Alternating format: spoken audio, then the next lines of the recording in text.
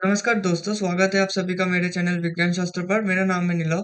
I am from IIT Delhi. आज हम शुरू करने वाले JEE advance previous year question series का एक बहुत ही महत्वपूर्ण चैप्टर स्टीरियोकेमिस्ट्री। सेशन स्टार्ट करने से पहले कुछ जरूरी बातें। पहले इस चैप्टर को एक बार अच्छे से रिवाइज करके आना। जब क्वेश्चन आए तो पहले खुद से ट्राई करना। अगर सॉल्व हो जाए तो अपना आंसर क्रॉस चेक करो, और अगर नहीं हो पाए तो टेंशन मत लेना, सॉल्यूशन तो मैं करा ही दूंगा। और हाँ, आज के सेशन में मैं ना सिर्फ सवालों को सॉल्व कराऊंगा, बल्कि उनके पीछे जो कॉन्सेप्ट छुपे हुए हैं उनके भी डिटेल में समझा दूंगा। तो चलिए शुरू करते हैं और सीखने को मजेदार और असरदार बनाते हैं। तो आज का जो टॉपिक है वो है स्टीरियो आइसोमरिज्म। अब स्टीरियो आइसोमरिज्म में बहुत ही ज्यादा इंपॉर्टेंट कॉन्सेप्ट लगता है। इस कॉन्सेप्ट में स्टीरियो आइसोमर में सबसे ज्यादा इंपॉर्टेंट जो है, जो कि तुम्हें पता होना ही चाहिए, वो है आरएस नोमेनक्लेचर निकालना। आरएस नोमेनक्लेचर आरएस नोमेनक्लेचर में सीआईपी रूल ध्यान रखना बहुत अच्छे से। सीआईपी रूल तुम्हें पता होना चाहिए। और कि तुम्हें एनेंशियोमर, डायस्टेरियोमर, इन सब का रिलेशन भी मैं समझा दूंगा। उनके पीछे मतलब मैं ये तो कर ही दूंगा अभी मतलब आज के डेट में। और जो कि है इम्पोर्टेंट चीज वो है, मतलब क्वेश्चंस आते आते तो समझ ही जाओगे। और जनरल ऑर्गेनिक केमिस्ट्री, जैसे मैं बोलता हूँ हर ऑर्गेनिक केमिस्ट्री में जनरल ऑर्गेनिक केमिस्ट्री का नॉलेज होना, जनरल ऑर्गेनिक केमिस्ट्री का नॉलेज होना बहुत ही ज्यादा इंपॉर्टेंट है, जो कि है basic chemistry knowledge. Basic chemistry knowledge, अब ये बहुत ज्यादा इंपॉर्टेंट है, बेसिक केमिस्ट्री नॉलेज। तो आज का सेशन में जो पहला क्वेश्चन है वो है, बोला है द टोटल नंबर ऑफ काइडल मॉलिक्यूल्स। अब काइडल मॉलिक्यूल्स कौन होता है? जो काइडल मॉलिक्यूल्स कौन होता है तो सबको पता है, फिर भी मैं बता देता हूँ। जो कि ऑप्टिकल एक्टिविटी शो करता है, जो कि ऑप्टिकल एक्टिविटी शो करता है। Form from one molecule of P on complete ozonolysis. अब ओजोनोलाइसिस में सबको पता होता है कि ओजोनोलाइसिस रिएक्शन में होता क्या है। ओजोनोलाइसिस रिएक्शन में ये होता है कि ये जो डबल बॉन्ड्स है ना, ये डबल बॉन्ड सारे तोड़ दो। ये हर एक डबल बॉन्ड तोड़ दो, और उनमें दो दो मतलब एक डबल बॉन्ड अगर ये था, तो इसको ओजोनोलाइसिस में होता क्या है, Zn और H2O में प्रेजेंस में ये ये बन जाता है, और ये दो मॉलिक्यूल सब सीटोन बन जाता है। मतलब अगर तुम R1 R2 से रिप्लेस कर दोगे तो जो होगा R1 R2 R3 R4, मतलब कार्बोनिल कंपाउंड फॉर्म होता है। तो इधर से जो कार्बोनिल कंपाउंड फॉर्म हो रहा है, इधर तो आ रहा है हाइड्रोजन, ये एक आ गया। इसके बाद जो आया, इसमें ये मिथाइल ग्रुप था, ये OH था, ये आया और एक कार्बोनिल सेंटर। उसके बाद वाला कार्बोनिल सेंटर ये थे। मैं एक एक को ड्रॉ कर लेता हूँ। हाइड्रोजन,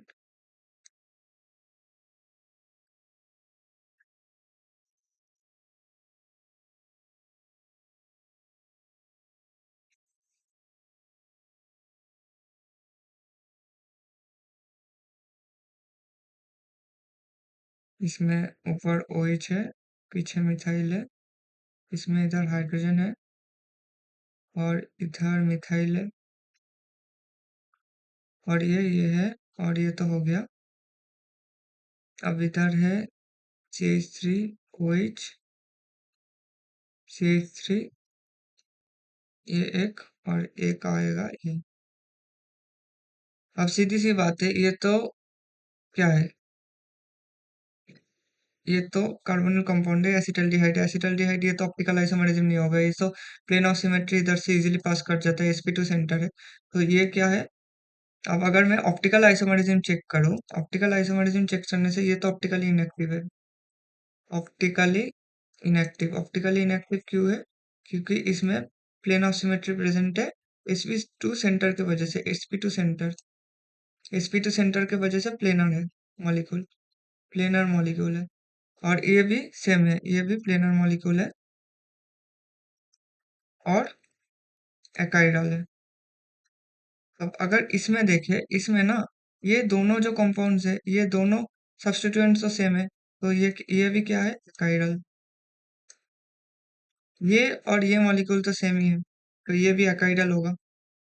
अगर हम लोग मार्किंग कर ले कि 1 2 3 4 5 6 और 7, अगर हम लोग ये सब मार्किंग कर ले तो क्या हो रहा है, जितना कंपाउंड्स आ रहा है उनमें से ये ये दोनों तो एकाइडल बन गया है। अब इसमें अगर हम लोग चेक किए तो ये क्या है, ये मॉलिक्यूल, ये भी तक ये इसमें मिथाइल ग्रुप है, इधर हाइड्रोजन है, तो चारों ग्रुप्स डिफरेंट है, तो ये तो काइरल मॉलिक्यूल है, काइरल मॉलिक्यूल। अब ये क्या है, ये भी है, इसमें दो क्या है, इसमें दो सेम है, मिथाइल मिथाइल है, तो ये क्या है, एकाइरल। अब ये भी क्या है, इसमें प्लेन ऑफ सिमेट्री पास हो रहा है, तो मतलब ये है काइरल मॉलिक्यूल। तो अगर हमें पूछे कि total number of chiral molecules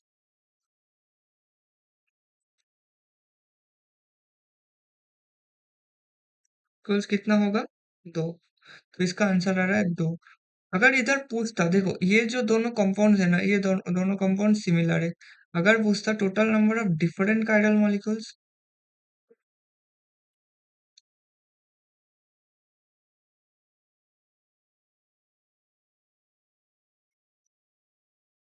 तो फिर एक होता, क्योंकि ये दोनों ना सेम कंपाउंड है।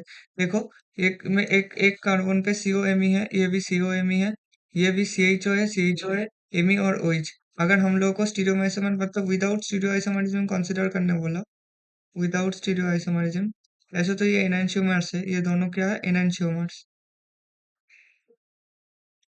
विदाउट स्टीरियोआइसोमरिज्म कंसीडर करने बोला, तो ये क्या है, एक होगा आंसर इसका। तो ये तो फर्स्ट क्वेश्चन का आंसर हो गया। सेकंड में हम लोग चलते हैं, among the following the conformation that corresponds to the most stable conformation of meso butane 2,3 wall। अब जो मेसो टर्म है ना, जब भी मेसो टर्म आए, मेसो मतलब ऑप्टिकली इनएक्टिव, ऑप्टिकली इनएक्टिव। अब ऑप्टिकली इनएक्टिव का मतलब क्या है, ब्यूटेन 2,3 डायल, मतलब CH3 इधर OH आएगा, OH आएगा, हाइड्रोजन आएगा, हाइड्रोजन आएगा, मतलब इसके बीच से अगर हम लोग क्या करते हैं, अगर प्लेन ऑफ सिमेट्री पास कर सकते हैं, मतलब ये मिरर इमेज बन जाता है, ये दोनों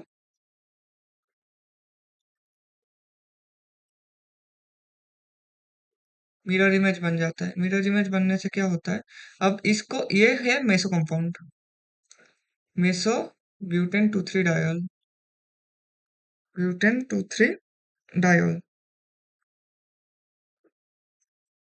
हाँ, अगर हम लोग इसे ड्रॉ करना चाहे तो क्या होगा, ये मैं मान लेता हूँ फर्स्ट है और ये सेकंड कार्बन है, तो फर्स्ट कार्बन, तो ये मतलब पॉइंट है, तो फर्स्ट कार्बन अगर पॉइंट है, इसे मैं ड्रॉ करता हूँ पहले, CH3 OH H H OH CH3, ये क्या है, एक्लिप्स कॉन्फर्मेशन।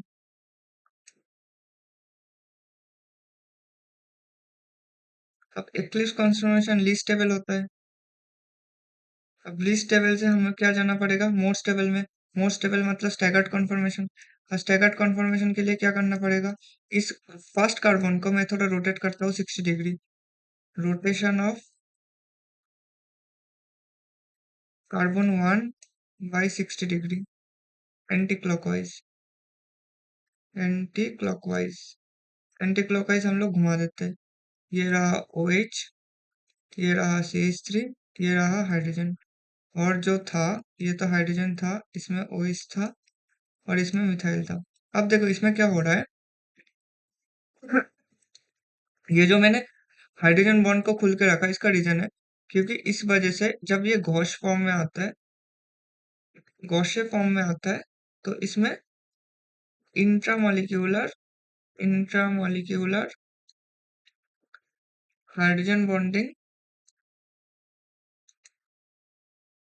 इस टेक्स प्लेस, इसमें इंट्रामॉलिक्यूलर हाइड्रोजन बॉन्डिंग देखने को मिलते हैं। इसके वजह से ये जो गॉसियन फॉर्म होता है, ये गॉसियन फॉर्म मोस्ट स्टेबल है। अगर हम लोग एक्लिप्स में एंटी स्टैगर्ड को देखना चाहे तो ये होगा, ये तो OH आएगा, ये OH आएगा, ये तो CH3 है, ये हाइड्रोजन है। अगर इसमें OH को ले आया तो मिथाइल ग्रुप इधर चला जाएगा और हाइड्रोजन इधर चलेगा। इसमें लग रहा है कि मिथाइल मिथाइल एंटी में है, OH OH एंटी में है। ये स्टेबल होता है जब कोई पोलर ग्रुप ना आता है, तब ये एंटी स्टैगर्ड फॉर्म स्टेबल हो जाता है। मगर इसमें 2 OH है, 2 हाइड्रोजन इंटरमॉलिक्यूलर हाइड्रोजन की वजह से जो स्टेबल कंपाउंड होगा, ये तो ये देखो ये एंटी स्टैगर्ड है, ये तो गलत ऑप्शन हो गया, इसकी वजह से वो नहीं होगा। ये तो इसमें भी गॉस है, इसमें भी गॉस है, इसमें भी गॉस है। अब गॉस में जो आ रहा है वो है मिथाइल मिथाइल इधर, तो option B is the correct one. फिर सेकंड क्वेश्चन तो हो गया, सेकंड का करेक्ट ऑप्शन हो गया बी। थर्ड में चलते हैं। थर्ड में बोला गया है on reaction with HNO3, HNO3 क्या होता है? HNO3 होता है strong oxidising agent, strong oxidising agent. Strong oxidising agent क्या करेगा? CHO को COOH में कन्वर्ट करेगा, कन्वर्शन करता है। CHO को COOH में कन्वर्ट करता है। पहले इसका देख लेते हैं, इसका क्या होता है। इसको पहले को अगर कन्वर्ट करे तो CHO क्या इसमें कन्वर्ट हो जाएगा? ये जो CHO ग्रुप है ये कन्वर्ट हो जाएगा COOH में।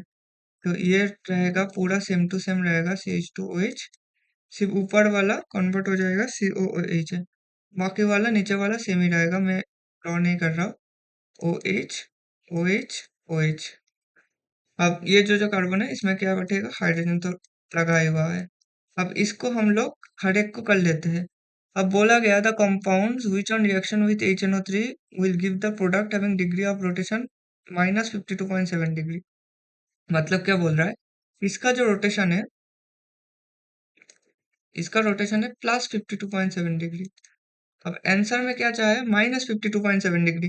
तो ये जो दोनों होगा, ये इनएंशियोमेट्रिकली प्योर है, ये तो बोला ही गया है, इनएंशियोमेट्रिकली प्योर है। तो क्या होगा? इनएंशियोमर्स होगा, सीधी सीधी बात, इनएंशियोमर्स होगा। तो इसको पहले ऑक्सीडाइज तो करा दो, पहले COH को ऑक्सीडाइज करने से COOH हो गया, CH2OH हो गया। सॉरी, ये भी मैंने एक चीज इधर नहीं किया, ये CH2OH भी ऑक्सीडाइज होके COOH में बदल जाएगा, CHO या फिर CH2OH। और ये जो सेकेंड डिग्री कार्बन है, ये 2 डिग्री, ये 3 डिग्री बोल सकते हो, 3 डिग्री ऑक्सीडाइज नहीं होता। 3 डिग्री ऑक्सीडाइज कैसे हो सकता है? अब इसमें OH OH आ गया, OH OH OH और OH। इसको तुम कहीं से भी घुमा लो, कहीं से भी घुमा लो, एक कैसे करोगे? देखो इसमें क्या है, ये सिमिलर एंड्स है। अब तो दोनों तरफ सी डबल ओ एच आ गया है, दोनों तरफ अगर सी डबल ओ एच आ गया है तो क्या, ये पहले 2 कार्बन राइट साइड में OH है और एक में अंतर है, एंटी है। तो हमें क्या देखना पड़ेगा, इन दोनों ये सारे CHO ये किस में कन्वर्ट हो जाएगा? COOH में कन्वर्ट हो जाएगा। नीचे का भी CH2OH हर एक में COOH में कन्वर्ट हो जाएगा। तो इसके बाद क्या होगा? इसके बाद देख रहे हो कि हमें तो इसका उल्टा बनाना है, इसका एनेंशियोमर मतलब, इसका एनेंशियोमर में अगर इधर बना लो तो ये आएगा COOH, तो OH OH OH और OH। मतलब सीधी बात है, तीनों OH को एक साइड में रहना ही चाहिए। अब देखो इस इन लोगों में से किन लोगों का OH, तीनों OH एक साइड में है, इसका तो 2 OH एक साइड में है, तो ये तो कभी नहीं आंसर होगा। इसका तीनों OH एक साइड में है, इसका तीनों OH एक साइड में है, इसका भी तीनों OH एक साइड में है। अब ये तीनों में से आंसर हो सकता है किसी भी। अगर हम लोग बी को देखें तो बी का आंसर ऐसा आएगा, COH OH OH OH OH COOH। अब ये और ये तो अलग आ रहे हैं, क्योंकि इसका first carbon, second carbon, third carbon, ये थर्ड कार्बन जो है इसका, ये थर्ड कार्बन में OH लेफ्ट साइड में है, मगर इसे राइट में, अगर हम लोग घुमा भी दे इसे, ये घुमाने से 180 डिग्री इन प्लेन रोटेशन करने से, इन प्लेन रोटेशन अगर हम लोग करें तो molecule remains identical, remains identical. COOH COH, इसको हम लोग घुमा देते हैं, तो घुमाने से ये 2 OH इधर आ जाएगा और ये OH इधर चला जाएगा, ये इधर आ जाएगा। ये भी इसका उल्टा आ रहा है, मतलब ये जो मॉलिक्यूल है इसका रोटेशन क्या आएगा, alpha D is equal two plus 52.7 degree. मतलब ये और ये क्या आ रहा है, ये दोनों आ रहा है इनएंशियोमर्स, और इसके साथ इसका क्या आ रहा है, इसका आ रहा है आइडेंटिकल। तो ये तो ऑप्शन गलत हो गया, बी ऑप्शन गलत है। अब हमें देखना पड़ेगा कि सी और डी ऑप्शन ठीक सही हो रहा है कि नहीं। सी में क्या है, तीनों तरफ ओइच ओइच ओइच है। तो हमें अगर देखें तो तीनों तरफ ओइच ओइच ओइच है, शायद यही था। हाँ, एक में सेकंड वाला थर्ड वाला में ओइच इधर है, और इसमें ऑक्सीडाइज होके COH, और हमें किस में बनाना है, इसको देख के ये हम लोगों का रेफरेंस मॉलिक्यूल है, जो मतलब होगा ही होगा, ये हम लोगों का रेफरेंस मॉलिक्यूल है। इसके साथ जो मैच करे, क्योंकि इसका रोटेशन कितना है, alpha D is equal to -52.7 degree. तो पहले तो मैच कर लेते हैं। तो इसका जो आ रहा है ये तो सीधी सीधी, मतलब इसका तो पूरा पूरा फोटोकॉपी बना दिया। तो इसका भी ये हम लोगों का रेफरेंस मॉलिक्यूल है, रेफरेंस मॉलिक्यूल है, रेफरेंस मॉलिक्यूल ये है, जो हमें पिछले पेज से मैं कॉपी करके ले आ रहा हूँ, वही है OH COOH। तो इसके साथ, और ये क्या था, ये थर्ड वाला ऑप्शन था, तो इसके साथ ये तो आइडेंटिकल है। तो सी ऑप्शन तो मेरा करेक्ट हो गया। अब बचता है डी ऑप्शन। डी ऑप्शन में क्या है, CHO, राइट में दो OH, फिर एक OH, फिर एक OH, राइट में दो OH, फिर लेफ्ट में एक OH, फिर राइट में एक OH। इसे हम लोग अगर इन प्लेन रोटेशन करें, इन प्लेन रोटेशन करने से, अब मत पूछना है ये जो खाली डब्बा मैंने रख रखा हूँ ये सब क्या है, ये सब में हाइड्रोजन भरा हुआ है। हाइड्रोजन गायब नहीं हो जाता, मैं बस दिया नहीं। COH, तो ये OH कहा जाएगा ऊपर ऑन प्लेन रोटेशन करने से, फिर आएगा इधर, फिर आएगा इधर, फिर आएगा इधर। कैसे कर सकता हूँ मैं, 1 2 3 4 5 6, और ये क्या है, 6 5 4 3 2 1। एक में देखो, अगर एक से देखो तो राइट साइड में है ना, एक से देखो तो राइट साइड में है। अब ये इस विजुअलाइजेशन से देखो, इधर आंख रख के देखो क्या हो रहा है, और इसमें इधर आंख रख के देखो क्या हो रहा है। मैंने बस उल्टा किया और कुछ नहीं, डायरेक्शन चेंज कर दिया। अब ये जो मॉलिक्यूल क्या था तुम्हारा, फोर्थ मॉलिक्यूल था। अब फोर्थ मॉलिक्यूल और ये भी तो आइडेंटिकली बन रहा है ना, आइडेंटिकल। अगर ये दोनों आइडेंटिकल बन रहा है, तो जो ऑप्शन 3 है, ऑप्शन डी है, वो हम लोगों का सेम है, करेक्ट है। तो थर्ड का जो करेक्ट ऑप्शन आ रहा है, वो आ रहा है C एंड D। अब ये मॉलिक्यूल है, बोल रहा है कि न्यूमैन प्रोजेक्शंस दिया हुआ है, which one of the following represents identical molecules. अब आइडेंटिकल मॉलिक्यूल्स देखने के लिए नोमेनक्लेचर करना सबसे सही रहता है, मगर ऐसे भी कर सकते हैं, नोमेनक्लेचर से बहुत मॉलिक्यूल्स मतलब निकल जाता है, ऐसे ही निकल जाता है। तो नोमेनक्लेचर का मेन कंडीशन क्या है, नोमेनक्लेचर का मेन कंडीशन है, first find the longest chain, find the longest chain. अब लॉन्गेस्ट चेन निकालो, लॉन्गेस्ट चेन क्या है, ये तो CH3 है, CH3 है, C2H5 है, मतलब इसमें फर्स्ट कार्बन सेकंड कार्बन यही हो गया, दो कार्बन इधर हो गया। अब ये मान लो थर्ड कार्बन, पीछे वाला फोर्थ कार्बन, और एक फिफ्थ कार्बन।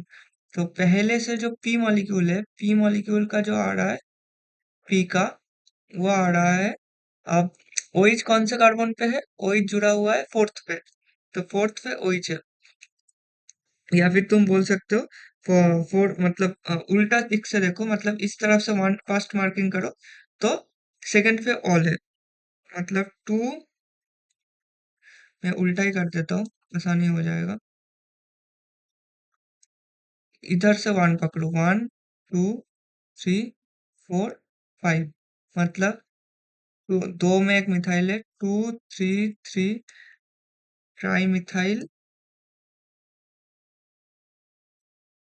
पेंटेन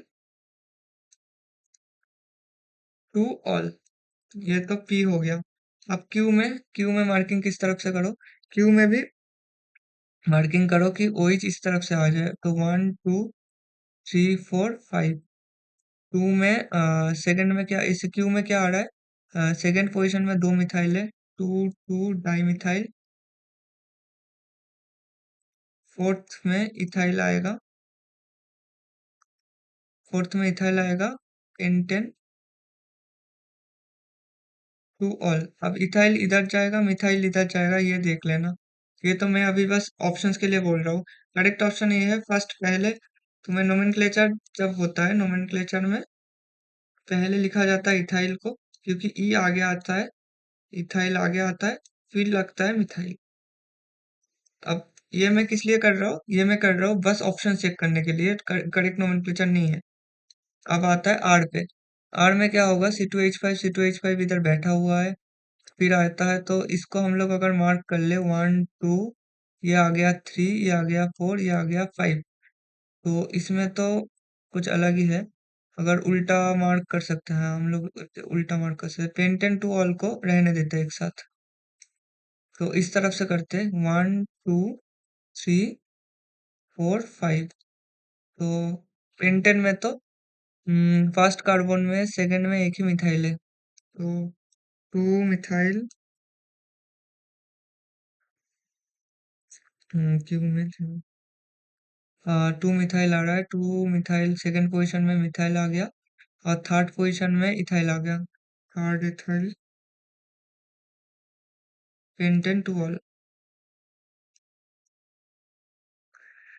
हाँ, इसमें आ रहा है, इसमें क्या आएगा, तो इसमें क्या हो रहा है, सेकंड, हाँ, इसमें इसमें क्या होगा, सेकंड को मार्क कर दो, तो इसमें अगर 1 2, थर्ड में OH आएगा, फोर्थ ये रहा, फिफ्थ ये रहा, तो इसमें क्या आ रहा है, थ्री इथाइल, और फिर two methyl, pentane two all.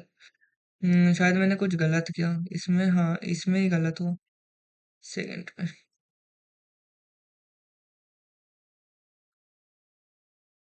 चल भाई, हाँ इसमें क्या होगा, इसमें तो सेकंड में एक ही मिथाइल है, टू मिथाइल।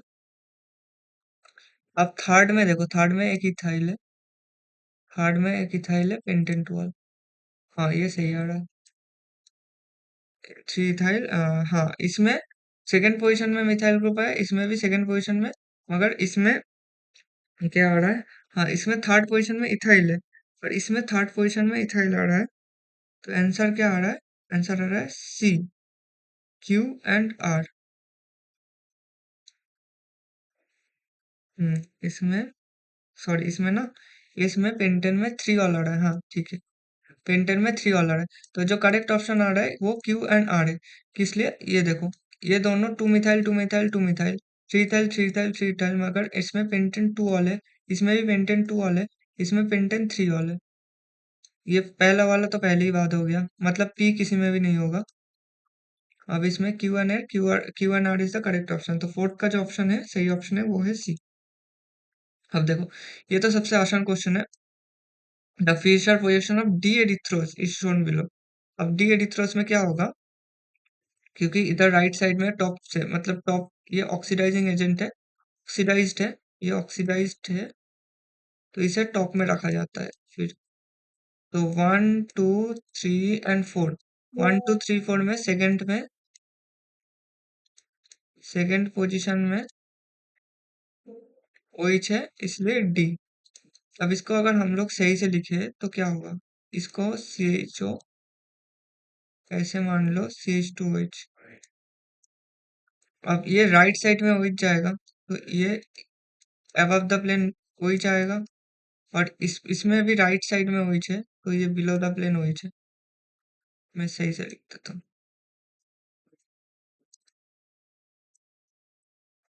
और अबव द प्लेन हाइड्रोजन है सिर्फ, अबव द प्लेन हाइड्रोजन। हाँ, तो अब इसके साथ मैच कराना है, इसके साथ अगर हम लोगों को इसे मैच कराना है, तो पहले आया है ये मॉलिक्यूल, ये मॉलिक्यूल को हम लोग ऐसे ही ड्रॉ कर लेते हैं।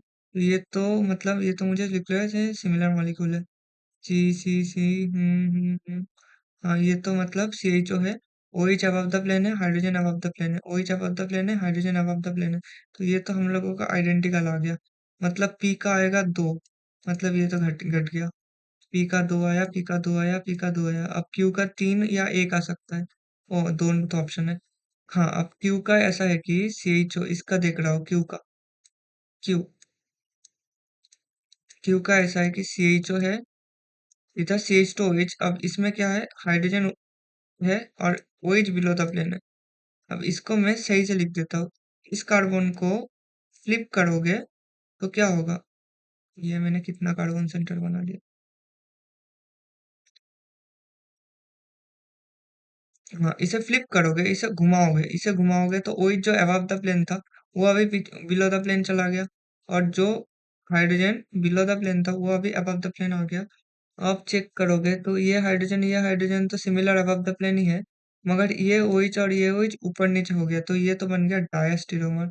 अब Q का तो 1 बन गया, Q का 1 बन गया, तो ये ऑप्शन भी गलत हो गया, ये ऑप्शन भी गलत हो गया। Q का 1 ऑप्शन, क्यों तो ये इसका करेक्ट ऑप्शन तो सी बन गया। मगर मैं मतलब बाकी दोनों भी करा देता हूँ अगर दिक्कत हो किसी को। मगर ऑप्शंस तो आ गया बहुत आसानी से। इसका अगर देख ले तो इसका मतलब आर का देख लेते। आर का आ रहा है CHO OH। अब इसमें OH अबव द प्लेन है, इसमें OH अबव द प्लेन है। अब OH above the plane, OH above the plane तो मैच कर रहा है इन दोनों में, मगर इसमें OH अबव द प्लेन है, इसमें OH बिलो द प्लेन है, तो ये भी डायस्टेरोमर बन गया। तो आर का हो रहा है 1, हाँ आर का हो रहा है 1। अब बचता है एस। अब इसका ये है कि CHO है। अब इसको OH पीछे नीचे ले जाओ तो ऊपर आएगा OH आएगा, इसमें नीचे OH रहेगा। तो इसमें नीचे OH, इसमें ऊपर OH, इसमें ऊपर OH, इसमें फिर से नीचे OH। तो ये दोनों क्या बन रहा है, ये बन रहा है एनंटियोमर्स। तो ये इसका 3 आ रहा है, सही आ रहा है। तो C is the correct option. Exam में मतलब इतना ऑप्शन देखने की कोई ज़रूरत नहीं है। तुम्हें बस उतना देख लेना कि मतलब कौन सा ऑप्शन मैच कर रहा है। हाँ, एक बार क्रॉस चेक कर लेना बहुत ज़रूरी होता है, मगर सारे ऑप्शंस करने का कोई ज़रूरत नहीं होता, क्योंकि मैंने पी और क्यू से ही पूरा आंसर आ रहा था। अब बोला है organic compound C8H10O2 rotates plane polarized, right? It produces pink color with neutral pH FeCl3 solution. What is the total number of all possible isomers of the compound? अब देखो C8 बोला है, H10 बोला है, तो भाई इसका डीबी आ रहा है, डीबी बहुत ज्यादा आ रहा है, डीबी आ रहा है, तो डीबी कितना आएगा? C+1 मतलब 9 प्लस 10/2, 14, 14 आ रहा है ना। तो इसमें क्या आ रहा है? अरे सॉरी यार, इसमें तो माइनस होगा, ये भी गलत होगा। हाँ, ये तो माइनस हो रहा है, तो क्या आ रहा है? 9 - 5, 9 - 5 4। अब 4 है तो बेंजीन रिंग तो पक्का होगा, और कुछ मतलब मतलब एज सच कुछ और प्रेजेंट नहीं होगा, मतलब अब देखो मतलब कोई डबल बॉन्ड और ट्रिपल बॉन्ड नहीं रह सकता है। अब बोल रहा है कि rotates plane polarised, right? Rotates plane polarised मतलब ऑप्टिकल एक्टिव होना चाहिए, ऑप्टिकल एक्टिविटी शो होना चाहिए, ऑप्टिकल एक्टिविटी शो होना चाहिए C8H10O2 का, C8H10O2 का। अब बोला है कि it produces pink colour with neutral FeCl3 solution. Pink colour वो तो ये कौन शो करता है? Phenolic OH। फेनोलिक OH बोल सकते हो या फिर अल्कोहलिक OH, दोनों ही शो करता है, मतलब कोई हाइड्रोक्सिल ग्रुप, सीधी बात है, कोई हाइड्रोक्सिल ग्रुप शो करेगा। अब अगर हाइड्रोक्सिल ग्रुप शो करेगा तो बेंजीन रिंग तो पक्का होगा इसमें, क्योंकि डीबी इसमें 4 है, तो एक बेंजीन रिंग है। बेंजीन रिंग के ऊपर एक OH लगा देते हैं, तो ये तो हो गया हम लोगों का C6 हो गया, H6 हो गया, और एक O, तो बचता क्या है? H4 और O बचता है, H4 और O बचता है। तो क्या होगा इसमें? ये होगा, ये हो रहा है हम लोगों का सीधा सीधा एक फॉर्म आ सकता है ये, और दूसरा फॉर्म आएगा ये CH2OH। तो ये दोनों बन सकते हैं। अब ये दोनों में ध्यान से देखो, बहुत ध्यान से क्योंकि मुझे बोला गया है अभी सिर्फ प्लेन पोलराइज लिखने के लिए, क्योंकि जो कि ऑप्टिकल एक्टिविटी शो करेगा, ऑप्टिकल एक्टिविटी अगर शो करेगा तो ये तो ये काइडल सेंटर है, ये काइडल सेंटर है, ये काइडल सेंटर होने से बहुत दिक्कत, मतलब बहुत कुछ हो जाएगा। अब ये तो ऑर्थो पोजीशन है, मेटा पोजीशन में भी आएगा, पैरा पोजीशन में भी आएगा। वो ये मॉलिक्यूल को मैं थोड़ा बाद में आता हूँ, फर्स्ट मॉलिक्यूल को। सेकंड मॉलिक्यूल को देखो। सेकंड मॉलिक्यूल में ये क्या है, एकाइडल सेंटर। अब ये एकाइडल सेंटर है, ये एकाइडल सेंटर, ये अगर तुम प्लेन ऑफ सिमेट्री पास करोगे तो ये क्या है, मॉलिक्यूल सिमेट्रिक बनेगा। मॉलिक्यूल सिमेट्रिक बनेगा तो क्या होगा, ऑप्टिकली इनएक्टिव। Optically inactive. तो इस मॉलिक्यूल को अगर तुम ऑर्थो पोजीशन को ऐसे भी कर दोगे ना, मतलब इसे OH इधर रख के, इधर कोई नहीं, इधर कुछ नहीं, ये तो ऑर्थो पोजीशन में ऑलरेडी हो गया। अब मेटा पे रख दो, या फिर एक दो कार्बन, दो कार्बन, हाँ, ये OH है, ये OH इधर रख दो। हर में क्या हो रहा है, प्लेन पास हो रहा है,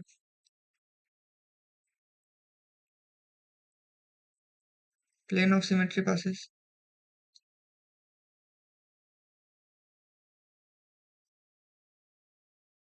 अब इसमें क्या होगा, इसमें तो ये हर एक जो मॉलिक्यूल्स आ रहा है, मतलब सेकंड से हर एक जो मॉलिक्यूल्स आ रहा है वो है ऑप्टिकली इनएक्टिव। अब हम लोग ऑप्टिकली एक्टिव को अलग से देख लेते हैं। ऑप्टिकली एक्टिव बहुत इंपॉर्टेंट है, ये क्वेश्चन बहुत बढ़िया है। अब पहली बात तो ये जो सेंटर है ये काइडल सेंटर है, मतलब इसका आर भी हो सकता है, इसका एस भी हो सकता है। मतलब हम लोग अगर इसे, ये ओइस तो इन प्लेन होगा, ऑन प्लेन होगा हमेशा ही, क्योंकि ये तो sp2 सेंटर से जुड़ा हुआ है। अब इसमें क्या होगा, एक ओइस तो ऊपर आएगा, और और एक ओइस क्या होगा, और एक ओइस बिलो द प्लेन आएगा। तो ये तो दोनों दो बन गया। अब ऐसे ही अगर ये ऑर्थो पोजीशन में ना होके ये मेटा पोजीशन में हो सकता है, OH,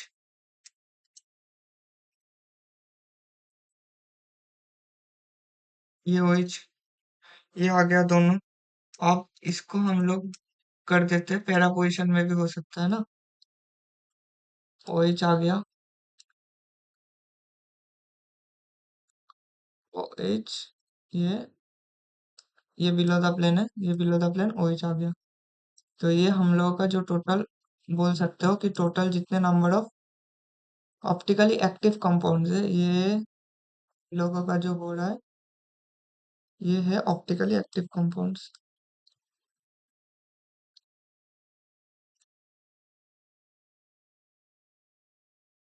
ये ऑप्टिकली एक्टिव कंपाउंड्स है। तो total number of optically possible, total number of all possible isomer बोला है, all the possible isomers, all the possible isomers 6 होगा। विद स्टीरियो आइसोमेरिज्म 6 होगा, विदाउट स्टीरियो आइसोमेरिज्म 3 हो रहा है। अब ये क्वेश्चन बहुत बहुत ही ज्यादा इंपॉर्टेंट है। ये क्वेश्चन मैं सच में, तो ये सेवेंथ क्वेश्चन में क्या हो रहा है, बोला है for the given compound the total number of optically active stereo isomer, मतलब इसमें ऑप्टिकली एक्टिव स्टीरियो आइसोमर कितना होगा। अब ये निकालने के लिए, ये देखो, ये बहुत ही ज्यादा, मतलब बहुत ही ज्यादा अच्छा क्वेश्चन देखा मैंने, कि इसमें देखो जो ये मॉलिक्यूल्स में OH अबव द प्लेन है, ये भी OH अबव द प्लेन है। अब ये क्या बोला है, द दिस बॉन्ड इंडिकेट्स, मतलब ये जो बॉन्ड है, this bond indicates that the configuration of the specific rotation carbon, the geometry of the double bond is fixed. मतलब इसको तुम पहले तो अबव द प्लेन मानो। अब इसको बोला है कि ये बॉन्ड अबव द प्लेन भी हो सकता है, अबव भी हो सकता है, बिलो भी हो सकता है। और ये इसके साथ जो डबल बॉन्ड जुड़ा हुआ है, ये डबल बॉन्ड क्या हो सकता है, ट्रांस भी हो सकता है, या फिर सिस भी हो सकता है। अब ये जो टोटल आएगा, ये टोटल आने में कितने इसमें से ऑप्टिकल एक्टिव बनेगा। हम लोग तो देखते हैं पहले तो टोटल कितना आ रहा है। टोटल अगर हम लोग देखें तो इसमें तो ये मॉलिक्यूल्स तो सेम आ रहा है मेरा, OH, OH। अब इसको हम दोनों को मैं पहले क्या मान लेता हूँ, मतलब अबव द प्लेन मान लेता हूँ। अब ये आएगा, ये तो आ रहा है, इसको मैं पूरा आर मान लेता हूँ। तो ये भी आर होगा, ये भी आर होगा, तो ये तो थोड़ा डिलीट करता हूँ। हाँ, ये ट्रांस है, फिर ये अबव है OH, इसमें भी OH अबव है, इसके बाद ये आर है, ये ट्रांस है, OH, 8। ये जो मॉलिक्यूल दिख रहा है ना, ये पहला मॉलिक्यूल मैंने जो ड्रॉ किया, ये ही इसमें से ही पीओएस निकल जा रहा है, प्लेन ऑफ सिमेट्री पास हो रहा है, तो ये क्या बन रहा है, ऑप्टिकली इनएक्टिव। ऑप्टिकली इनएक्टिव क्योंकि देखो, इसमें जो है ना, ये अबव द प्लेन हुई है, ये अबव द प्लेन हुई है। अब मॉलिक्यूल को सीधा पास कर दो तो ये ऑप्टिकली इनएक्टिव ही होगा ना। अब हम लोग क्या देख रहे हैं, दोनों तरफ जब अबव द प्लेन है, इसमें भी अबव द प्लेन है, इसमें भी अबव द प्लेन है। तो अभी एक बार मैंने इसमें क्या बना दिया, ट्रांस बना दिया। अब ट्रांस में और एक भी हो सकता है ना, कि ये ट्रांस रहे,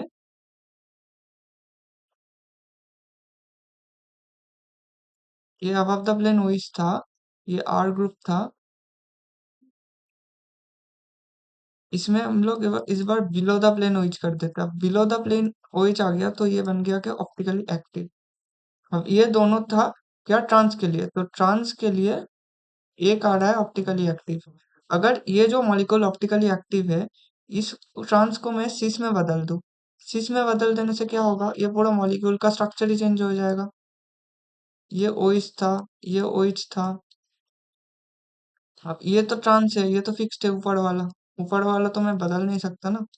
ऊपर वाला फिक्स रख के ये मैं अबव द प्लेन ही इसको बदल देता हूँ, इसको एक बार ओएच कर देता हूँ, आर कर देता हूँ, तो ये ट्रांस है, ये सीस है, तो ये तो ऑप्टिकली एक्टिव है। अब एक बार ओएच ऊपर रहेगा, एक बार ओएच अबव रहेगा, एक बार ओएच डाउन रहेगा। तो सिस में क्या होगा, अबव और डाउन, ओएच के वजह से दो मॉलिक्यूल्स आ रहा है ऑप्टिकली एक्टिव, तो सिस में दो आ रहा है, तो टोटल इसमें तीन आ रहा है। कब आ रहा है तीन, जब इसको मैं अबव कंसिडर कर रहा हूँ। अब इसको अगर मैं बिलो कंसिडर कर लूं, इसको अगर मैं बिलो कंसिडर कर लेता हूँ, ये ओइस था, ये ओइस था, ये तो अबव द प्लेन बॉन्ड रहेगा ही रहेगा। इसको मैं अगर बिलो द प्लेन कंसिडर कर लूं, तो क्या आएगा, एक बार ट्रांस ही मान लो तुम। अब ट्रांस में क्या होगा, ट्रांस में एक बार ओइच अबव जाएगा और एक बार ओइच बिलो द प्लेन जाएगा। तो इसमें एक मॉलिक्यूल आ रहा है, इसमें एक मॉलिक्यूल आ रहा है। अब ये ट्रांस कर दो, ऊपर वाला तो सिस है, तो ये क्या मॉलिक्यूल है, ऑप्टिकली एक्टिव। और ट्रांस में, सॉरी हाँ, इस बार सिस कर दो और एक बार क्या करो, सिस कर दो। एक बार सिस में क्या आएगा, ओएच अबव आएगा और ओएच एक बार बिलो आएगा। तो टोटल मॉलिक्यूल्स है, इसमें से एक आएगा, इसमें से एक आएगा, तो इसमें चार आएगा टोटल, और इसमें तीन आ रहा है। तो total number of optically active isomers 7 है। और total number of optically inactive क्या आएगा, ऑप्टिकली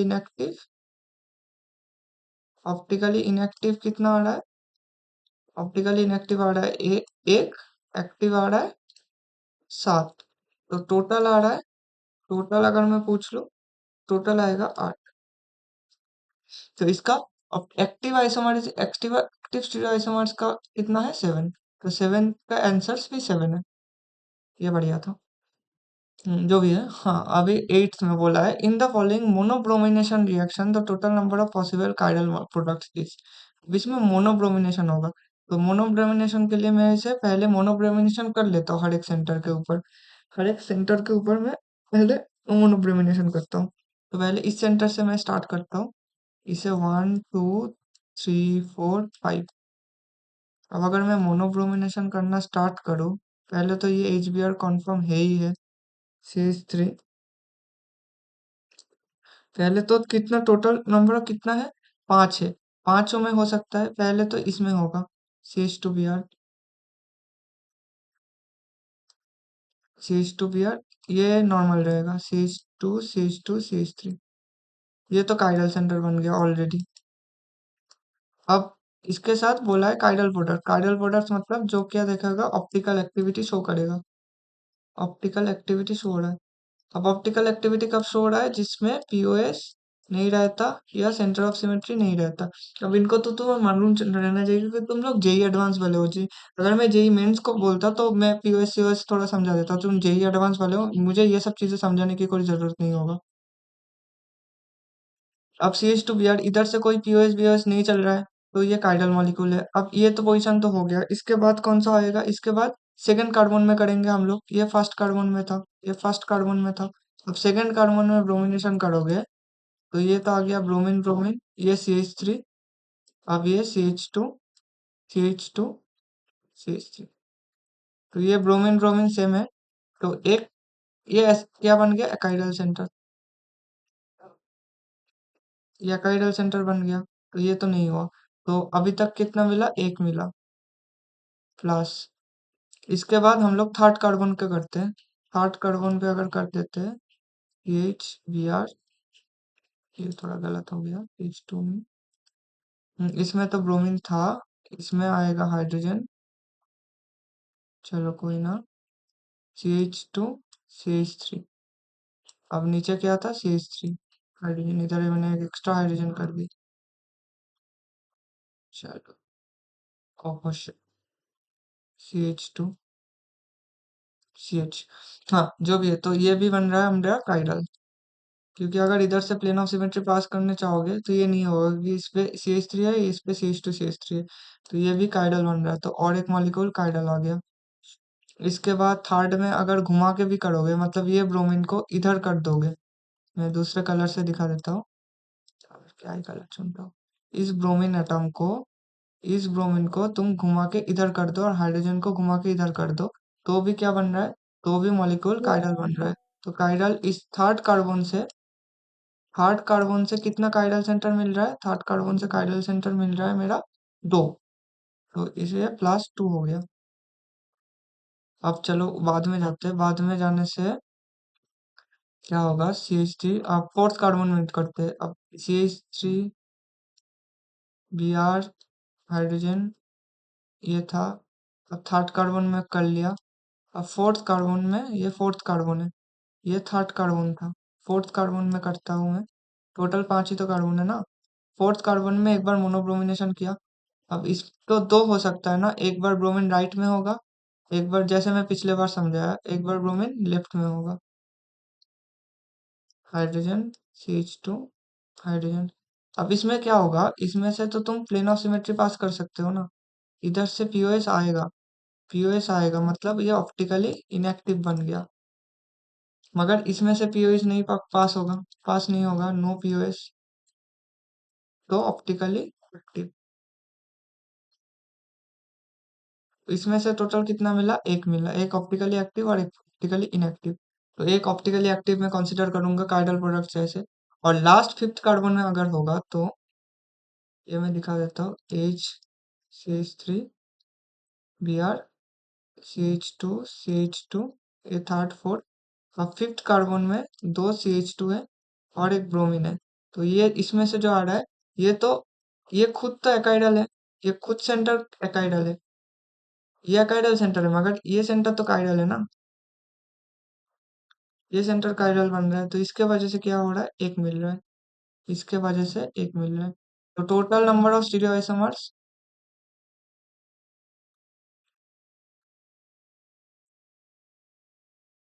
ऑप्टिकली एक्टिव कितना है? 5।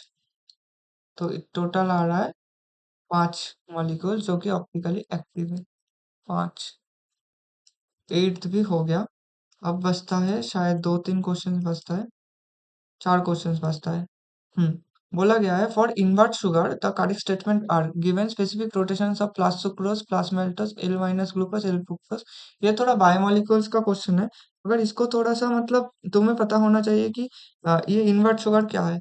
अब इनवर्ट शुगर होता क्या है? इनवर्ट शुगर होता है डी ग्लूकोज और डी फ्रुक्टोज का मिक्सचर, इक्विमोलर मिक्सचर। मैं लिख ही देता हूँ।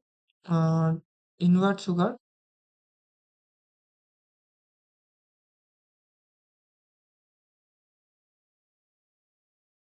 is the mixture of D-glucose and D-fructose, which is obtained by hydrolysis of sucrose।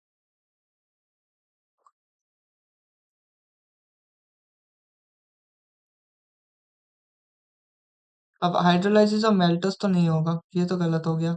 अब invert sugar is an equimolar mixture of D glucose and D fructose, D glucose and D fructose. तो पहला question तो B तो सही है। अब specific rotation of invert sugar is -20 degree. अब मैं क्या बोला कि डी प्लस ग्लूकोज और डी माइनस फ्रुक्टोज होगा। अगर डी प्लस ग्लूकोज है, डी प्लस, अब देखो ये एल माइनस ग्लूकोज का बोला है -52 डिग्री। अब एल माइनस ग्लूकोज का माइन ये है तो डी ग्लूकोज का कितना होगा? डी ग्लूकोज का होगा +52 डिग्री। और एल फ्रुक्टोज बोला है। अब मुझे क्या चाहिए? डी फ्रुक्टोज चाहिए। डी फ्रुक्टोज का क्या होगा? -92 डिग्री। अगर ये दोनों 1:1 रेशियो में प्रेजेंट है तो जो ऑप्टिकल एक्टिविटी आएगा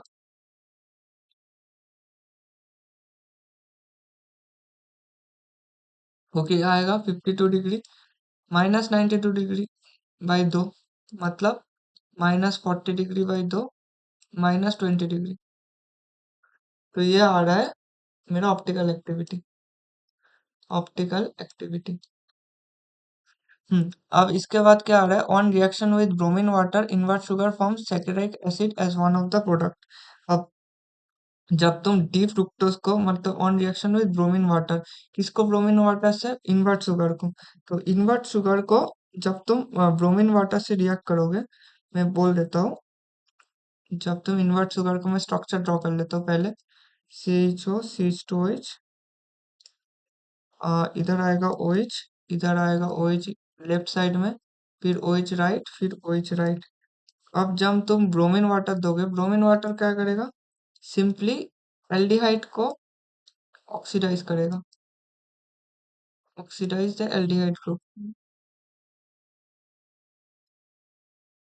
तो इसमें किस में कन्वर्ट होगा? COOH, इधर CH2OH, इधर OH, इधर OH, इधर OH, इधर OH। तो टोटल जो बन रहा है, ये बन रहा है, इसे बोलते हैं D gluconic acid. D gluconic acid, ये क्या है? Not a saccharic acid, not a saccharic acid, saccharic acid. तो इसका जो करेक्ट ऑप्शन हो रहा है, ये तो डी तो नहीं हो रहा है। ये याद रख लेना, ये डी पॉइंट याद रखना है। तो सीधी सीधी बात है, ये जो इसका करेक्ट ऑप्शन हो रहा है नाइन्थ का, ये है बी और सी। अब टेंथ में चलते हैं। टेंथ में ये क्वेश्चन बहुत ज्यादा इंपॉर्टेंट है, ये बहुत बच्चों को कंफ्यूज कर सकता है। तो इसका मैं सीधी बोल रहा हूँ कि देखो, बोला है total number of stereo isomers. देखो ये तो सिंपल एक मॉलिक्यूल है ही है। ये मॉलिक्यूल का क्या हो सकता है? पहले ही अगर कुछ ना, किसी बच्चे को कुछ ना आए तो क्या करेगा? इसका एनेंशियोमर प्रेजेंट हो सकता है। देखो ये मिथाइल है, ये मिथाइल है, और इसमें एक मिथाइल है, CH3। अब बच्चों दिमाग लगाएगा, मतलब बहुत, जो बच्चा बहुत ज्यादा दिमाग लगा देगा इसमें, हो गया, खत्म हो गया है। क्योंकि इसमें देखो, इसमें RS नोमेनक्लेचर कुछ होगा, इसमें भी RS नोमेनक्लेचर कुछ होगा। इस ये अगर जो होए उसका उल्टा ये होगा, और इसका ऑपोजिट में ये आएगा। अगर ये R हुआ तो ये S होगा, और अगर ये S हुआ तो ये R होगा, तो ये ऑपोजिट होगा। अब देखो, ये मान लो कि ये दोनों तो आ गया, मतलब इसमें से टोटल अभी तक कितना आया? टोटल आया 2, प्लस ये दो तो आ ही गया, मतलब एक तो एनेंशियोमर होगा ही। अब जो बच्चा बहुत दिमाग लगा देगा कि बोलेगा कि भैया, एक तो तुम आपने बना दिया RS, एक आपका उल्टा बना दिया SR, RS एक SR बना दिया, एक ये भी तो हो सकता है RR, एक ये भी तो हो सकता है SS।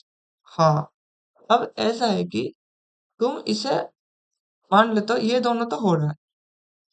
अगर आर आर बनाना चाहोगे तो मतलब इस मॉलिक्यूल से ही देख लो, ये तो आर है, मतलब ये एस को बदलना पड़ेगा। मतलब जो CH3 अबव द प्लेन था, इसे तुम्हें घुमा के बिलो द प्लेन ले आएगा। मगर इसके बीच में क्या है? इसके बीच में स्ट्रेन प्रेजेंट है। तुम इस CH3 को अंदर धकेल नहीं सकते। Can't go into the ring, can't go into the vicinity of the ring, vicinity of the ring में नहीं जा सकता।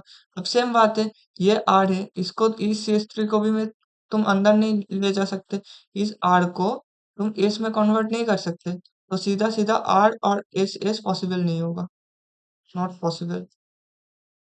अब यही मॉलिक्यूल अगर कोई मतलब ring system, fuse ring system ऐसे, मतलब ये तो कैम्फोर्ड है, मतलब ये ऐसा फटंग चीज नहीं होता। तो क्या बता सकता है टोटल नंबर ऑफ काइडल सेंटर्स कितना है? टोटल काइडल सेंटर से दो। तो total number of total stereo isomers कितना हो सकता है? टोटल स्टीरियो आइसोमर्स हो सकता था 2^2 = 4, मगर उसमें क्या होगा, दो पॉसिबल नहीं है, ये भी पॉसिबल नहीं है, ये भी पॉसिबल नहीं है, तो RS और SR ये दोनों आंसर होगा। टोटल जो आंसर आ रहा है उसका आ रहा है 2। तो 10th का जो करेक्ट ऑप्शन है वो है 2। अब हम लोग नेक्स्ट वाले में चलते हैं। इसमें बोला है total number of stable conformers with non zero dipole moment for the following compound is. अब इसमें बोला है कि कितना नॉन जीरो डाइपोल मोमेंट कितना होगा।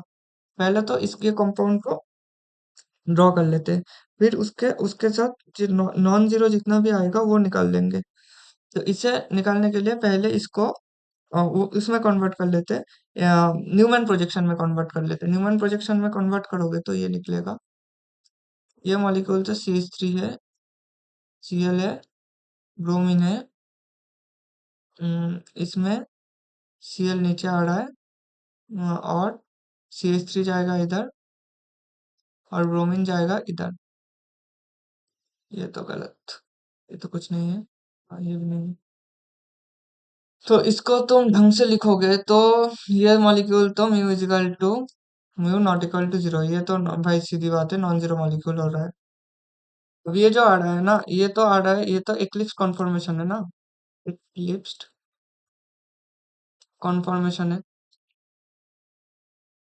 तो क्या बोला है, the number of stable conformer. Stable तो एक्लिप्स्ड क्या होता है, स्टैगर्ड कॉन्फॉर्मेशन होता है। Staggered conformers, staggered conformer stable होता है, एक्लिप्स कॉन्फॉर्मर्स तो स्टेबल नहीं है। तो ये molecule non zero dipole moment show करता है मगर ये स्टेबल नहीं है। तो हमें पता करना होगा कि इसको घुमा के मुझे स्टैगर्ड में ले जाना पड़ेगा। तो पहला मैं तो ये सिमिलर रखता हूँ कि ब्रोमीन रह जाए CH3 और राइट में Cl। अब इसको मैं घुमाता हूँ, ब्रोमीन को इधर ले आता हूँ, CH3 फिर इधर आ जाएगा और क्लोरीन फिर इधर आ जाएगा। ये तो पहले में दोनों ब्रोमीन आएगा, पास पास आएगा, एक तो ये बन जाएगा। इन दोनों को, अब इसको मैं फिर से घुमाता हूँ, फिर से मैं घुमाऊं तो ब्रोमीन इधर रहेगा। ये फर्स्ट कार्बन को मैं, ऊपर वाला कार्बन सेंटर को फिक्स रहता हूँ, इस फर्स्ट कार्बन को मैं फिक्स रखता हूँ। तो अब इसमें मैं 60 डिग्री रोटेशन करूंगा, सॉरी 120 डिग्री। तो सॉरी, तो इसमें क्या आएगा, CH3 आएगा और क्लोरीन नीचे जाएगा। क्या ही कर दिया मैंने। हाँ, ब्रोमीन इधर आएगा, क्लोरीन इधर आएगा, CH3, हाँ ब्रोमीन नीचे वाला ब्रोमीन है, नीचे वाला ब्रोमीन है। अब ये ब्रोमीन दोनों एंटी में आ गया। अब इसके और फिर से अगर फिर से मैं घुमा दिया, फिर से घुमाने से ब्रोमीन, CH3 और Cl, ये तो सिमिलर पोजीशन में है। अब ब्रोमीन इधर आ गया, CH3 इधर आ गया और Cl। ये जो तीनों मॉलिक्यूल्स इस कॉन्फॉर्मेशन, ये एक्लिप्स कॉन्फॉर्मेशन से ये तीनों जो स्टैगर्ड मॉलिक्यूल्स बना है, और तो कोई पॉसिबिलिटी नहीं है। ये तीनों जो होगा, इसमें क्या है, डाइपोल मोमेंट आप देख सकते हो कि अगर मान लो कि ये जो लग रहा है कि इधर एक साइड आएगा, इधर एक साइड आएगा, तो इन दोनों का भी डिफरेंट आएगा ना। क्लोरीन क्लोरीन तो कट देगा दोनों का खुद का, मगर इस इसके थोड़ा ज्यादा आएगा, इसका थोड़ा कम आएगा। और ब्रोमीन ब्रोमीन का बहुत बहुत बहुत ही ज्यादा आ जाएगा, ब्रोमीन का बहुत ज्यादा आ जाएगा। इसमें तो मतलब क्लोरीन एक साइड होगा, CH3 अलग होगा, ब्रोमीन ब्रोमीन कैंसिल हो रहा है। इसमें तो, इसमें CH3 कैंसिल कर देगा मतलब, मगर ब्रोमीन और क्लोरीन का डिफरेंट आएगा। तो इसके वजह से ये तीनों है, इन तीनों का ही mu not equal to zero है। तो जो total number of non zero dipole moments होगा वो आएगा 3। तो ये जो नॉन जीरो डाइपोल मोमेंट्स आ रहा है, इसका आ रहा है कितना, आ रहा है तीनों आ रहा है। अब आ रहा है लास्ट क्वेश्चन पे हम लोग चल जाते हैं। बोला है consider all the possible isomeric ketones including stereoisomers molecular weight of 100।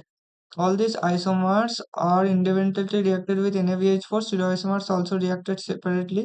Stereoisomers consider करने बोला है, तो total number of ketones that give a racemic product is। अब बोला है कि कौन कौन रेसिमिक मिक्सचर देता है प्रोडक्ट में। प्रोडक्ट में रेसिमिक मिक्सचर निकालने के लिए क्या करना पड़ेगा, पहले तो मॉलिक्यूलर वेट 100 है। मॉलिक्यूलर वेट 100 है मतलब कीटोन बोला है, तो कीटोन कितना कार्बन हो सकता है। अगर हम लोग मान ले कि 6 कार्बन सा हो सकता है, 6 ही कार्बन होगा शायद। अगर 7 मान ले तो 7 इंटू 12 कितना होता है? 7 इंटू 12 होता है 84। 84 के साथ अगर कीटोन बोला है तो एक ऑक्सीजन रहेगा। एक ऑक्सीजन रहेगा तो 16 उसमें से, तो यही तो हो जाएगा, टोटल 100 हो जाएगा इसमें से। तो एक 7 कार्बन तो नहीं होगा, 6 कार्बन होगा। तो 6 कार्बन मतलब 12 इंटू 6 72 होगा। 72 के साथ 16 जो कर लो, क्योंकि एक ऑक्सीजन रहेगा। 72 और 16 कितना होगा? 82 और 92 मतलब C6H88। C6 इधर से, अरे यार क्या, 12 इंटू 6 तो 72 इधर आ रहा है और 16 आ रहा है, तो ये मिला के आ रहा है 88। तो हाइड्रोजन आएगा 12। 12 हाइड्रोजन आ रहा है, C6H12। तो पहले तो इसको ऐसे कर लो, 6 कार्बन बना लो, 1 2 3 4 5 6। 6 कार्बन में एक सेंटर में क्या होगा? एक सेंटर में लगा दो कीटोन, फर्स्ट सेंटर में, फर्स्ट में लगा दो कीटोन। अब इसके बाद बोला है इसको तुमने रिएक्ट किया है। हाँ, इसको तुम ये भी लिख सकते हो ना, फर्स्ट कार्बन में इसको फिक्स कर दो। फिक्स करके इसको तुम घुमा सकते हो। इसमें तुम्हें 4 कार्बन कैसे भी लिखना है, तो 4 कार्बन ऐसे तुम लिख सकते हो कि इसमें दे दिया एक बार, और इसमें दे दिया एक बार। ये दोनों तो पॉसिबिलिटी है ही ना।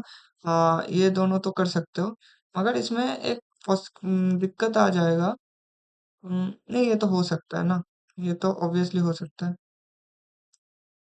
इसमें से जो आ रहा है, इसमें ये तो आ सकता है, और क्या आ सकता है? CH3CO, एक कार्बन में ही तुम तीनों सेंटर लगा दो। हाँ, सही है। अब इसको मैं मिटा देता हूँ थोड़ी देर के लिए।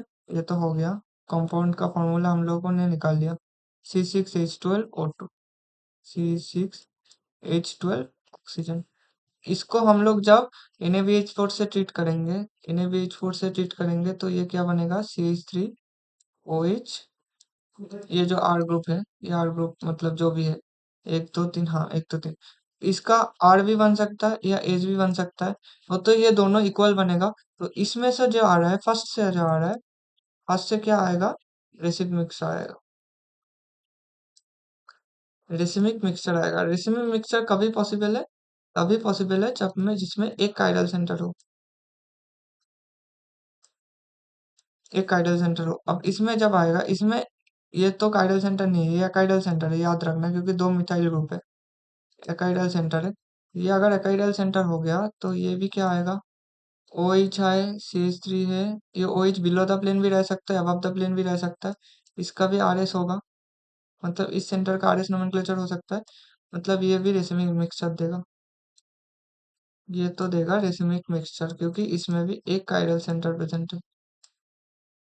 अब इसको हम लोग अगर करने जाए तो इसमें क्या होगा? CH3, ये तो ओ एच आ गया, ये सेकंड आया, ये थर्ड आया। तो इसमें भी OH बिलो द प्लेन भी हो सकता है, अबव द प्लेन भी हो सकता है। अब इसमें दिक्कत क्या है कि मान लो ये R है। अब इसका तो स्टीरियोकेमिस्ट्री तुम्हें नहीं पता। अब मान लो कि इसका एस हो रहा है, ये एस तो फिक्स्ड है ना। क्या बन रहा है इसका? एक बार तो बन रहा है ARS बन रहा है, दूसरे बार बन रहा है SS। तो जो भी बन रहा है, ये क्या बन रहा है? ये डायस्टेरियोमेरिक पेयर बन रहा है। डायस्टेरियोमेरिक पेयर, डायस्टेरियोमेरिक बन रहा है, जो कि बन रहा है, जो रेसिमिक मिक्सचर नहीं है, रेसिमिक नहीं है। और अगर इसको तुम आर मान लोगे तो क्या आएगा? आर आर भी आ सकता है, एस आर भी आ सकता है। तो जो भी बोलोगे इसका तो not possible. Racemic mixture not possible, racemic mixture not possible.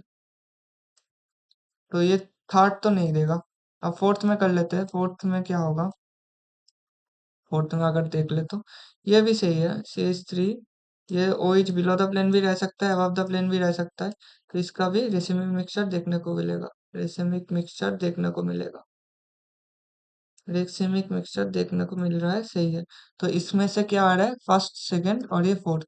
तो इनमें से, इसमें से 3 आ रहा है। तो ये तो 3 आ रहा है, प्लस कितना होगा देखते हैं बाद में। और भी चांसेस है, क्योंकि हम लोग अभी सिर्फ क्या किया है, अभी सिर्फ इस मॉलिक्यूल को क्या बोलते हैं, हाँ, ये CH3 को लिया है। अब इधर ना, इस साइड मतलब इधर एक कार्बन लिए थे, अब 2 कार्बन लेते हैं, क्योंकि इस साइड तो 3 4 5 हो रहा है। अब इस साइड एक बार हम लोग 2 कार्बन लेते हैं, मतलब इथाइल ग्रुप लेते हैं। टोटल तो 6 कार्बन है। अब तीनों इधर हो गया। अब तीनों को इधर एक बार कर दिया, और इसका क्या पॉसिबिलिटी हो सकता है, इथाइल ग्रुप रख के, और ये दो ही पॉसिबिलिटी होगा। इसको NaBH4 से ट्रीट करो, इसको NaBH4, नीचे को NaBH4 से ट्रीट करो, क्या आएगा, इथाइल। एक ही काइडल सेंटर है, वो बिलो द प्लेन भी रह सकता है, अबव द प्लेन भी रह सकता है। इसमें भी सेम, इसमें भी कोई काइडल सेंटर, तो एक ही काइडल सेंटर प्रेजेंट है, इसमें भी और इसमें भी एक काइडल सेंटर प्रेजेंट है, एक काइडल सेंटर प्रेजेंट है। तो ये क्या देगा, ये प्रोड्यूस करेगा रेसिमिक मिक्सचर, रेसिमिक मिक्सचर, ये भी प्रोड्यूस करेगा रेसिमिक मिक्सचर। तो इधर इधर जब इथाइल रखोगे तो ये क्या आएगा, एक आएगा। जो अब ये रखोगे ये आएगा। अब बोलोगे कि प्रोपाइल रखने से, प्रोपाइल तो हम लोग रख चुके हैं ना। प्रोपाइल तुम लोग अगर इसमें प्रोपाइल रखोगे तो ये कंपाउंड और ये कंपाउंड सेम ना हो गया। ये इसमें प्रोपाइल रखोगे तो दोनों तरफ इथाइल ही आएगा ना। अगर ये प्रोपाइल रखोगे तो ये इथाइल, और ये कंपाउंड और ये कंपाउंड सेम ही है ना। तो total number of optical receiving mixture जो दे रहा है आर बोला है, तो ये कितना होगा, 5। 3+2 = 5। तो इसका जो 12th का जो करेक्ट ऑप्शन है वो है 5। तो आज का वीडियो मतलब स्टीरियो आइसोमेरिज्म में इतना ही था। इतना मुझे मिला था, जितना मतलब दिखा था, तो उतना मैंने करा दिया, सारे जितना था। स्टीरियो आइसोमेरिज्म में ये बहुत मतलब मैंने जो बोला, जनरल ऑर्गेनिक केमिस्ट्री का बेसिक नॉलेज वो याद रखना। और हाँ, हर एक कन्वर्शन करके जाना, मतलब फिशर फिशर करके जाना। और फ्लाइंग वेज तो सबको पता ही होता है, flying wedge, Fischer, flying wedge, और मतलब न्यूमैन, ये हर एक कॉन्फॉर्मेशन कॉन्फॉर्मेशन पढ़ के जाना, कॉन्फॉर्मेशन पढ़ के जाना। हाँ, गॉसे कॉन्फॉर्मेशन भी इम्पोर्टेंट है, गॉसे कॉन्फॉर्मेशन इम्पोर्टेंट है। ये तो हो गया। और एक क्वेश्चन, CIP रूल तो मैंने बता ही दिया था। OH, ये लोग यही घुमा रहा है, गॉसे कॉन्फॉर्मेशन का क्वेश्चन था, फ्लाइंग वेज को निकाला गया है, ऑप्टिकल आइसोमेरिज्म। हाँ, मतलब डायस्टेरियोमर एन्ंटियोमर मैं पहले ही बता चुका हूँ। और वही क्वेश्चन है, हमेशा देखो हर एक क्वेश्चन में क्या बोल रहा है, वही मतलब एक रिएक्शन दे रहा है, रिएक्शन के बाद बोलो कि काइरल सेंटर निकाल गया है। ये तो बायोमोलिक्यूल्स का क्वेश्चन, ये छोड़ दो, ये मतलब थोड़ा सा ये अजीब आ गया है एक बार, मतलब उतना चांसेस तो मुझे नहीं लगता दूसरे बार आने का। ये डाइपोल मोमेंट का क्वेश्चन बन गया, ये भी RS नोमेनक्लेचर का क्वेश्चन है। तो जितना भी क्वेश्चन है ना, उतना क्वेश्चंस में मैंने वही एक ही चीज है कि मतलब काइडल सेंटर, काइडल एकाइडल सेंटर, ये सब चीजें, तो ये सब चीजें अच्छे से पढ़ के जाना। हाँ, और मतलब अच्छे से एग्जाम देना, बहुत अच्छे से एग्जाम का प्रिपरेशन कर लो, क्योंकि अभी एफर्ट लगाओगे तो बाद में काम आएगा, और बाद में एफर्ट दोगे तो कोई मतलब नहीं है। कुछ चीज़ है ना, मतलब अपॉर्चुनिटी एक ऐसी चीज़ है, अपॉर्चुनिटी हमेशा मतलब सही टाइम पे ले लेना चाहिए। मतलब अगर गलती करोगे, दिक्कत करोगे, लेट करोगे तो सब कुछ खत्म हो जाएगा, और कोई दिक्कत आएगा तो मतलब इस क्वेश्चन में शायद कोई क्वेश्चन गलत भी हो सकता है, मैं मतलब डायरेक्ट सॉल्व कर रहा हूँ, तो कमेंट सेक्शन में बता देना, मैं कमेंट सेक्शन में सही से लिख दूंगा। और वीडियो को ज़्यादा से ज़्यादा लाइक करना, शेयर करना दोस्तों के साथ, एक साथ पढ़ो, बहुत अच्छा आएगा, एक साथ IIT जाना तब मज़ा आएगा। तो और विज्ञान शास्त्र को सब्सक्राइब कर देना। और आज का वीडियो के लिए इतना ही, और पढ़ते जाओ, मतलब जल्दी जल्दी जाके घर जाके पढ़ पढ़ लो। ओके भाई।